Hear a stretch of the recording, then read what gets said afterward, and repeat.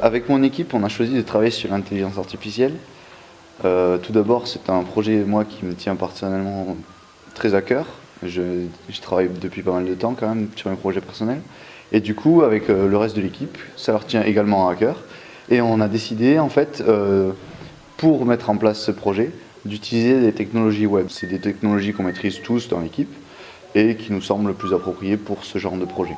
On a choisi d'utiliser le moteur Node.js qui nous permet de gérer tout ce qui est partie serveur de notre application. Ensuite, on a utilisé HTML, CSS et JavaScript pour tout ce qui est partie client. Pour la partie du cerveau de notre intelligence artificielle, on a choisi d'utiliser RiffScript, qui est en fait un sorte de module tout prêt qui va nous aider à créer nos scripts pour générer le cerveau de notre chatbot en fait, parce que l'IA va se transformer en chatbot.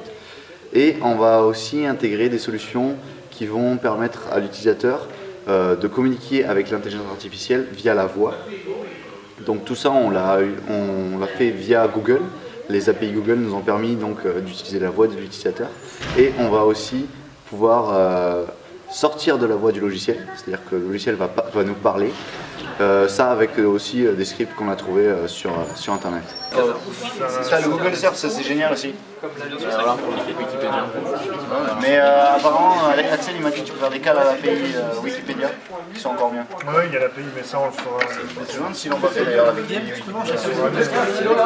Tu utilises pas le DNS de Google par hasard? Non.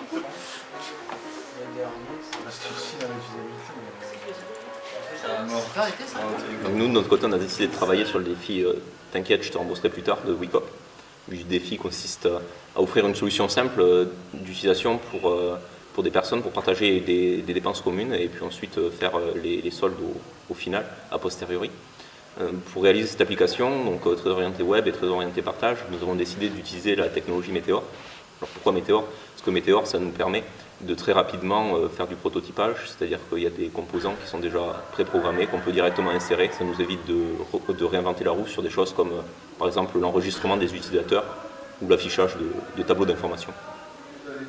De notre côté, Meteor, ça nous permet aussi de faire du temps réel, c'est-à-dire que si plusieurs utilisateurs éditent une donnée sur deux navigateurs différents, par exemple en même temps, de la même manière que Google Doc, les données sont immédiatement visibles entre l'un et l'autre. Donc ça nous permet de réaliser du temps réel. Par exemple, si une dépense est rajoutée, tous les utilisateurs connectés voient la dépense se rajouter immédiatement sur leur navigateur. Donc c'est quelque chose qui nous permet d'avoir quelque chose de très user-friendly, de très pratique à utiliser, tout en ayant un temps de développement très rapide. Donc ce qui est quand même quelque chose de très intéressant durant la nuit de l'info.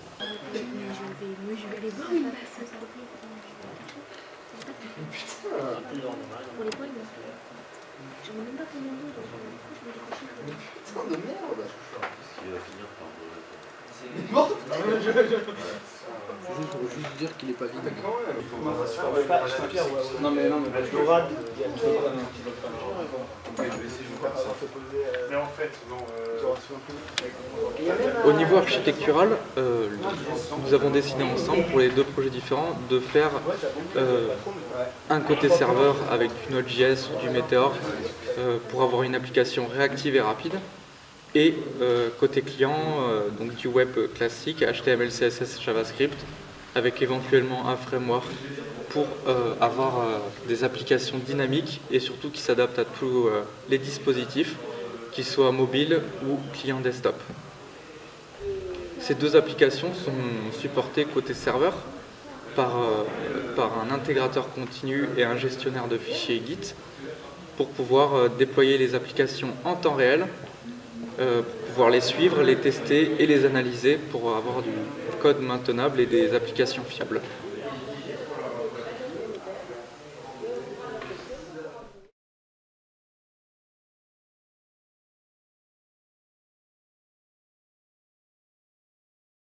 Eh bien, c'était une super nuit.